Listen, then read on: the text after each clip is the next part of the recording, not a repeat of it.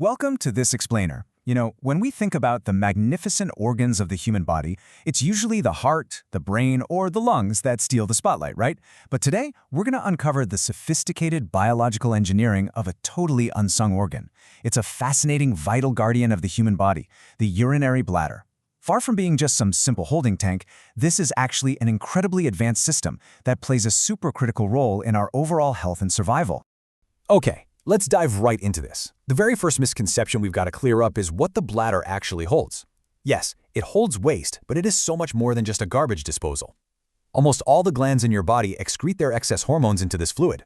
For example, excess female hormones are expelled right through this very system. Because of that, the fluid acts as a deeply complex information carrier, basically hiding our most intimate physiological secrets. It's exactly why a simple test of this fluid can announce the exciting news of a new baby. It truly is a diagnostic goldmine. To really wrap our heads around how this fluid forms, I want to share this absolutely beautiful analogy from our source material. It says, water travels in your body like a river, irrigating every inch of this great kingdom. Think about that for a second. Most people just assume the water they drink passes straight through them, but that's not true at all. Every single cell in your body uses that water. Just like a river splitting into streams to irrigate vast fields and farmlands, the water you drink irrigates the entire kingdom of your body. And just as agricultural runoff picks up fertilizers and toxins along the way, the water in your body picks up cellular waste and toxic byproducts, eventually becoming a highly polluted, dangerous river inside you. Now, if that polluted water just stayed in your system, it would be absolutely catastrophic. So nature designed this brilliant, autonomous filtration process that runs 24/7 without you even having to think about it. Step 1 starts with your internal filter plants, the kidneys. They literally filter all the blood in your body every half hour. Step 2, once they filter out the extra water and toxic components, that dangerous fluid travels down 2 tubes. And Step 3 is where our hero really shines. The bladder collects and safely stores this dangerous wastewater. It acts as the ultimate secure hazmat facility, neutralizing the immediate threat by keeping these highly toxic materials quarantined completely away from your delicate internal organs. Section 1. Master of the Valves, the Mechanics of Control. So how exactly does the body hold on to this potentially harmful fluid without, constantly leaking? Well, it all comes down to a genius division of labor between 2 highly specialized valves, clinically known as sphincters. We have an upper valve and a lower valve. Now, what's really interesting here is that the upper valve is completely involuntary and automatic. When the bladder fills up, this valve opens all on its own, and that subtle opening is exactly what gives you the physical urge to pee. But right beneath it is the lower valve. This one is voluntary. It's entirely under your conscious control, which gives you the power to hold the fluid in until you can find a suitable, socially acceptable time and place to release it. It's literally a perfect partnership between automatic biology and your conscious control.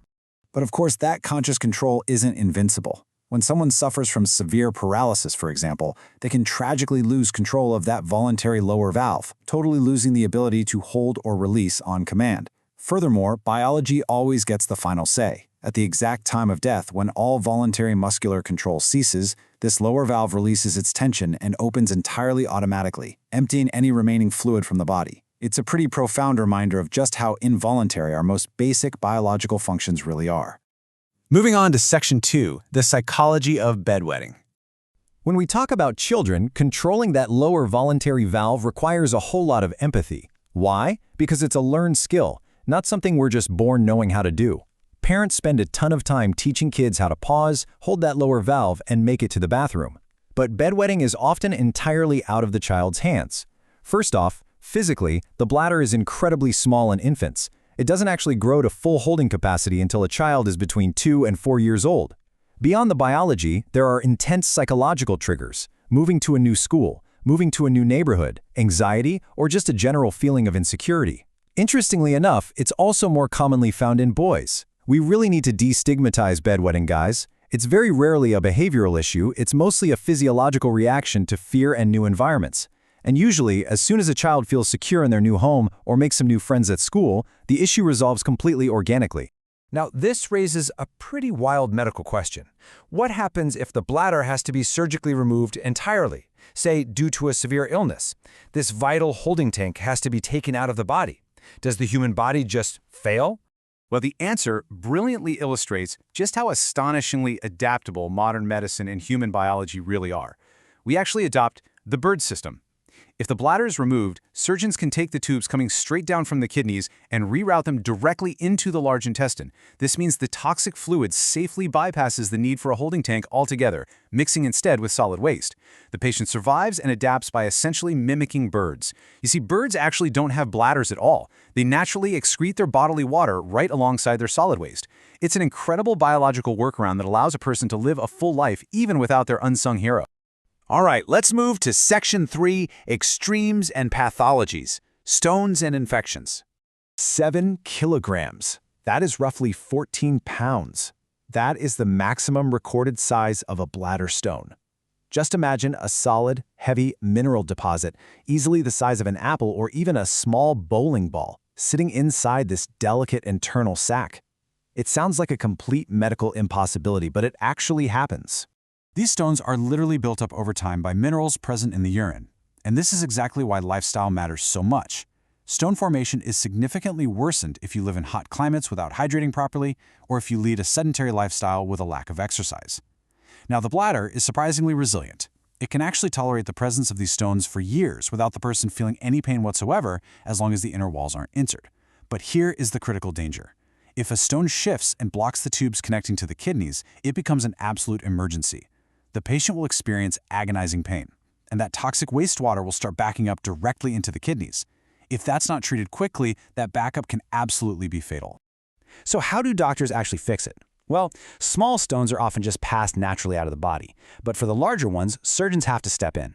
Sometimes they perform surgery to remove them whole. However, the sheer amazement of modern medical technology gives us another really cool option. Doctors can now use highly specialized internal tools to reach up into the bladder and literally crush these mineral blockages right where they sit. They shatter the stones down into tiny, manageable pieces so the patient can just simply pass them out naturally. Aside from stones, there's another, much more frequent issue we've got to talk about: cystitis. This is a very common, non-fatal inflammation or infection of the bladder. It's basically caused by microscopic germs making their way into the system. If you have ever experienced it, you definitely know the hallmark symptoms: intensely uncomfortable burning sensations and a frequent, super frustrating urge to urinate, even when the tank is completely empty. To wrap up the pathology side of things, it's important to note that cystitis mostly affects women. But the really great news here is that it's a very quick fix. Despite how incredibly uncomfortable the burning and urgency can be, it's easily and effectively treated in just a few short days with a simple course of antibiotics. As we wrap up this explainer, I really want you to take a second and ask yourself, how often do you actually think about this unsung hero? Without requiring a single conscious thought from you, it is working 24/7. It quietly and safely manages the toxic rivers flowing inside your body, locking away dangerous cellular waste and keeping your internal kingdom completely pristine. It is an absolute marvel of nature, working tirelessly to keep you alive and healthy every single day. Thanks so much for exploring this incredible system with me. Keep learning, keep wondering, and I'll catch you next time.